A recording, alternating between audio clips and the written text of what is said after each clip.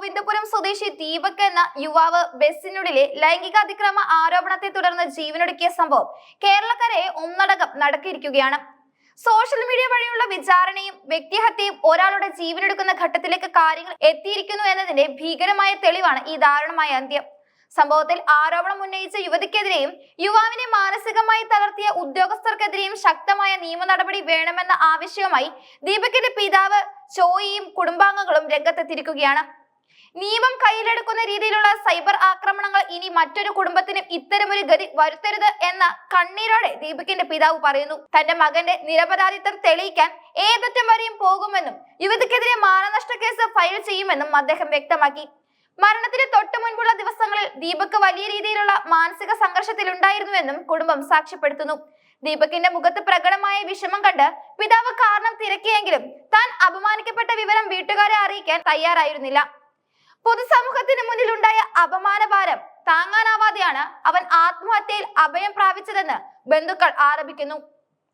ഇതിനിടെ സംഭവത്തിൽ പോലീസിന്റെ ഭാഗത്തു നിന്നുണ്ടായ സമീപനവും വലിയ വിവാദത്തിന് വഴിവെച്ചിട്ടുണ്ട്.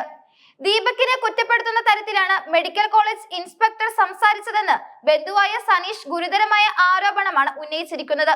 പരാതി കേൾക്കാനോ വസ്തുതകൾ പരിശോധിക്കാനോ തയ്യാറാകാതെ ഉദ്യോഗസ്ഥർ മുൻവിധിയോടെ പെരുമാറിയത് യുവാവിനെ കൂടുതൽ തളർത്തിയിരിക്കാമെന്നാണ് സംശയിക്കുന്നത്. യുവതി സോഷ്യൽ മീഡിയയിൽ പങ്കുവച്ച വീഡിയോയാണ് ദീപകിന്റെ ജീവിതം തകർത്ത പ്രധാന ഘടകം. ബസ്സിനുള്ളിൽ വെച്ച് യുവാവ് മോശമായി പെരുമാറി എന്നാരോപിച്ച് യുവതി മൊബൈലിൽ ദൃശ്യങ്ങൾ പകർത്തി പ്രചരിപ്പിക്കുകയായിരുന്നു. ഈ വീഡിയോ കാട്ടുതീ പോലെ പടരുകയും ദീപകിനെതിരെ വ്യാപകമായ സൈബർ ആക്രമണം നടക്കുകയും ചെയ്തു. സത്യം എന്താണെന്ന് അന്വേഷിക്കാതെയും ദീപകിന്റെ ഭാഗം കേൾക്കാതെയും ആയിരക്കണക്കിന് ആളുകളാണ് ആ വീഡിയോ പങ്കുവെക്കുകയും യുവാവിനെ സോഷ്യൽ മീഡിയയിലൂടെ വേട്ടയാടുകയും ചെയ്തത്. എന്നാൽ ദീപക് ഒരു തെറ്റും ചെയ്തിട്ടില്ലെന്നും യാദൃച്ഛികമായി സംഭവിച്ച കാര്യങ്ങളെ തെറ്റായ രീതിയിൽ ചിത്രീകരിച്ചതാണെന്നുമാണ് കുടുംബത്തിന്റെ വാദം. വീഡിയോ പ്രചരിപ്പിച്ചതിലൂടെ നടന്ന ക്രൂരമായ വ്യക്തിഹത്യയാണ് ദീപകിനെ മരണത്തിലേക്ക് നയിച്ചത്. സംഭവം വൻ വിവാദമായതോടെ യുവതിക്കെതിരെ വിവിധ തലങ്ങളിൽ നിന്ന് പരാതി പ്രവാഹമാണ് ഉണ്ടാകുന്നത്. മുഖ്യമന്ത്രിക്കും DGPക്കും കോഴിക്കോട് സിറ്റി പോലീസ് കമ്മീഷണർക്കും നിരവധി പരാതികൾ ലഭിച്ചു കഴിഞ്ഞു. ഒരാളെ ആത്മഹത്യയിലേക്ക് തള്ളിവിട്ടതിനും സോഷ്യൽ മീഡിയ വഴി അപകീർത്തിപ്പെടുത്തിയതിനും യുവതിക്കെതിരെ കേസെടുക്കണമെന്നാണ് പരാതിക്കാരുടെ പ്രധാന ആവശ്യം. ദീപകിന്റെ ആത്മഹത്യക്ക് പിന്നിലെ യഥാർത്ഥ കാരണം അപമാനവും അതിലൂടെ ഉണ്ടായ കടുത്ത മാനസിക സമ്മർദ്ദവുമാണെന്ന് പരാതിയിൽ ചൂണ്ടിക്കാട്ടുന്നു. ലഭിച്ച പരാതികളുടെ അടിസ്ഥാനത്തിൽ കോഴിക്കോട് മെഡിക്കൽ കോളേജ് പോലീസ് വിശദമായ അന്വേഷണം ആരംഭിക്കാനാണ് തീരുമാനിച്ചിരിക്കുന്നത്. യുവാവിന്റെ ഫോൺ രേഖകളും യുവതി പ്രചരിപ്പിച്ച വീഡിയോയും പോലീസ് ശാസ്ത്രീയമായി പരിശോധിക്കും. സോഷ്യൽ മീഡിയ ഉപയോഗിച്ചുള്ള നീതി നടപ്പാക്കൽ എത്രത്തോളം അപകടകരമാണെന്ന് ഈ സംഭവം വീണ്ടും ഓർമ്മിപ്പിക്കുന്നു.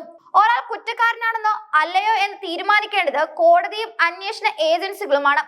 എന്നാൽ ക്യാമറയും ഇന്റർനെറ്റും കയ്യിലുണ്ടെന്ന കാര്യത്തിൽ ആർക്കും ആരെയും വിചാരണ ചെയ്യാമെന്ന സാഹചര്യം കേരളത്തിൽ വർദ്ധിച്ചു വരികയാണ്. തെളിവുകളില്ലാതെയും വസ്തുതകൾ പരിശോധിക്കാനും സോഷ്യൽ മീഡിയയിൽ ഒരാളെ കുറ്റവാളിയായി മുദ്ര കുത്തുന്നത് അയാളുടെയും കുടുംബത്തിന്റെയും ജീവിതത്തെ എത്രത്തോളം ബാധിക്കുമെന്നത് ഗൗരവമായി ചിന്തിക്കേണ്ടിയിരിക്കുന്നു. ദീപകിന്റെ കേസിൽ നിയമപരമായ പരിശോധനകൾ പൂർത്തിയാക്കുന്നതിന് മുൻപേ സമൂഹം അവനെ ശിക്ഷിച്ചു കഴിഞ്ഞിരുന്നു. ദീപകിന്റെ വിയോഗം സൃഷ്ടിച്ച ശൂന്യതയിൽ നിന്നും വേദനയിൽ നിന്നും ആ കുടുംബം ഇനിയും മോചിതരായിട്ടില്ല.